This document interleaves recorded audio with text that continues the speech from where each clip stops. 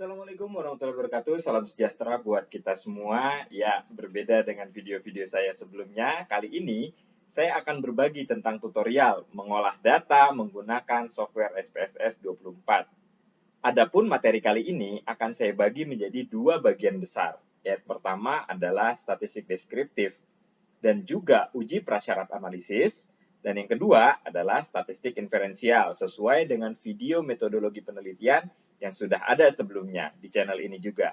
Nah, untuk memudahkan kita dalam mengikuti tutorial ini, maka data-data yang akan saya gunakan dalam video kali ini sudah ada di link deskripsi. Silahkan dicek dan di-download. Tutorial kali ini memang terkait erat dengan teknik analisis data kuantitatif. Artinya, saya berasumsi bahwa Anda sudah memahami tentang apa itu konsep statistik. Apa itu jenis data-data ya, dari data nominal, data ordinal, data interval, maupun data rasio. Juga pemahaman tentang konsep statistik terkait konsep statistik deskriptif, inferensial, analisis regresi korelasi, uji T, maupun ANAVA dua arah. Baiklah, kita mulai dari statistik deskriptif. Pertama-tama kita buka dulu file Excel-nya semacam ini ya. Lalu kita buka SPSS-nya. Nah, sekilas tampilan SPSS ini memang mirip sekali dengan Excel. Ada sel-selnya, kemudian ada sheet-sheetnya di sini. Ada data view, ada variable view. Yang kita mesti perhatikan sebelum kita menganalisis data, kita input data terlebih dahulu. Nah, kita input data di variable view, misalnya di sini adalah intelligent atau IQ ya. Variabel keduanya kita masukkan misalnya kemampuan berpikir tingkat tinggi.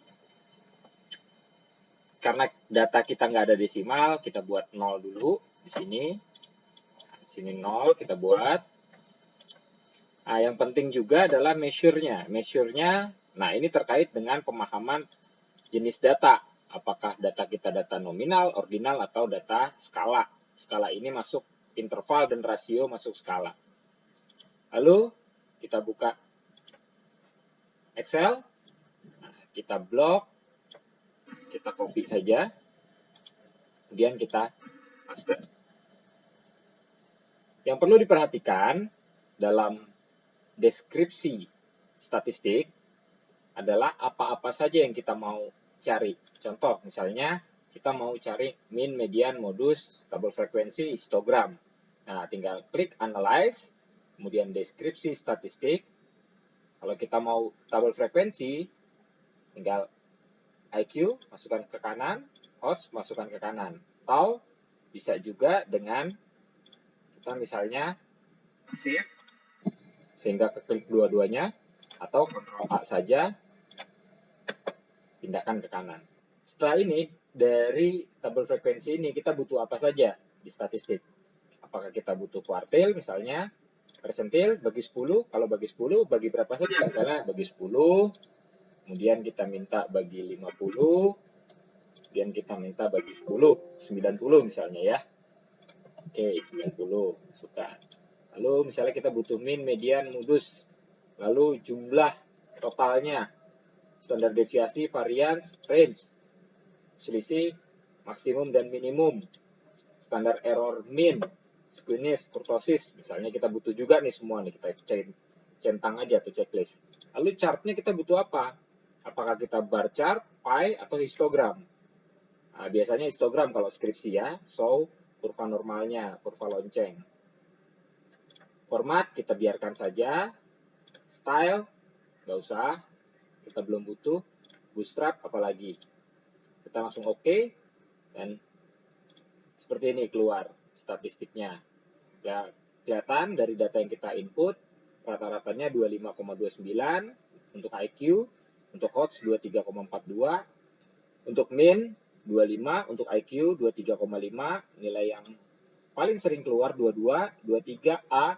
A ini maksudnya ada ada nilai lain yang jumlahnya atau frekuensinya sama. Standar deviasi 2,9, 1,84, varians 8,7, 3,3.